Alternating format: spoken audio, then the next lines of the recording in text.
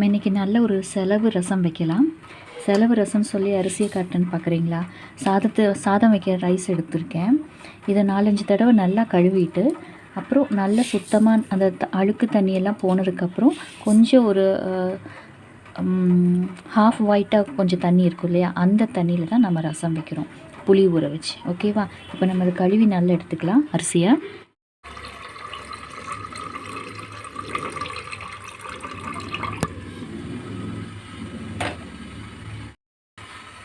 இந்த சைஸ் புளி எடுத்துக்கோங்க, ஊற வச்சுருங்க.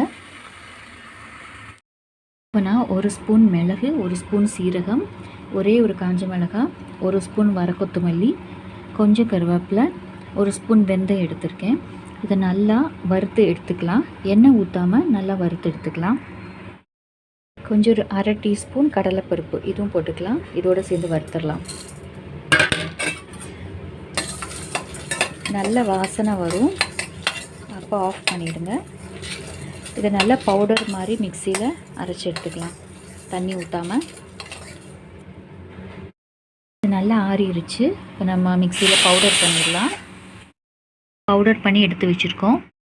4 பல்லு பூண்டு எடுத்திருக்கேன், பெரிய சைஸு. இது தோலோடு நம்ம அம்மியில் தட்டி எடுத்துக்கலாம்.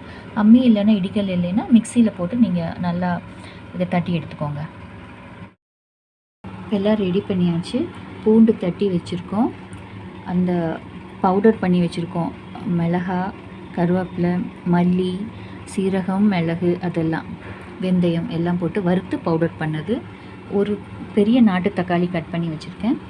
2 சின்ன வெங்காயமும் கொஞ்சம் கருவேப்பிலையும். ஏற்கனவே இந்த பவுடரில் கொஞ்சம் கருவேப்பிலை இருக்குது, அதனால் கொஞ்சம் மட்டும் எடுத்துருக்கேன்.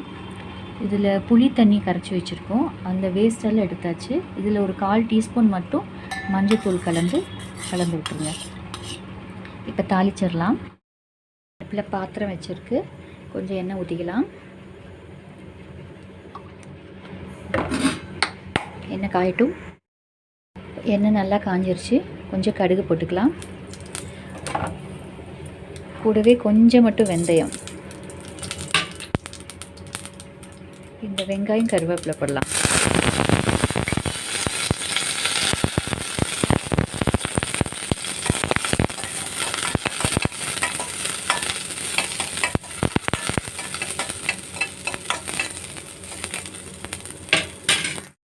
இப்போ பூண்டு போடலாம். பூண்டு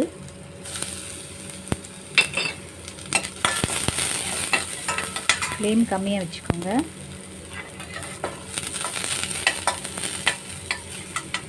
கொஞ்சம் தக்காளி போடலாம்.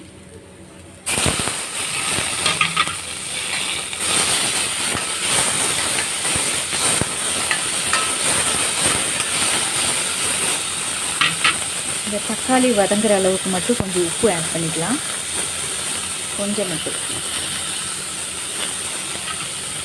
ஸ்டவ் சிம்லேயே எடுத்துட்டு தக்காளி வதங்கட்டும்.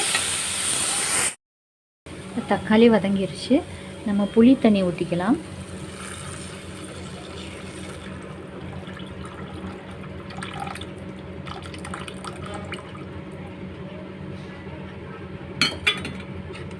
நல்லா கலக்கி விட்டுக்கோங்க. இப்போ நம்ம எக்ஸ்ட்ரா தண்ணி வேணுனாலும் நம்ம ஊற்றிக்கலாம். நம்ம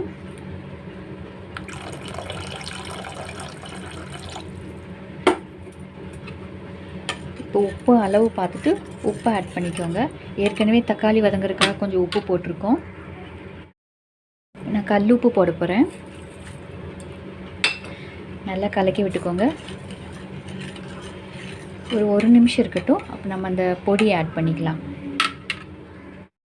ரசம் எப்போதும் ரொம்ப கொதிக்கக்கூடாது. இந்த ஓரங்களில் பார்த்தீங்கன்னா லேசாக நுரை இருக்கிற மாதிரி இருக்கும் இந்த ஓரத்தில். அப்போ நம்ம உடனே ஸ்டவ் ஆஃப் பண்ணிடணும். இப்போ நம்ம இந்த பொடி ஆட் பண்ணிக்கலாம். நல்லா கலக்கி விட்டுருங்க.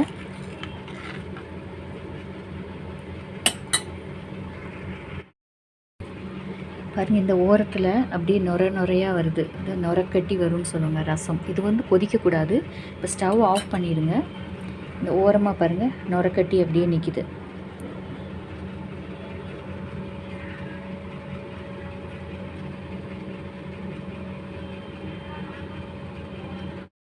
ஆஃப் பண்ணியிருக்கோம். ஓரத்தில் நுரை கட்டி வந்தனால இப்போ கொஞ்சம் மல்லி இலை தூவிடுங்க.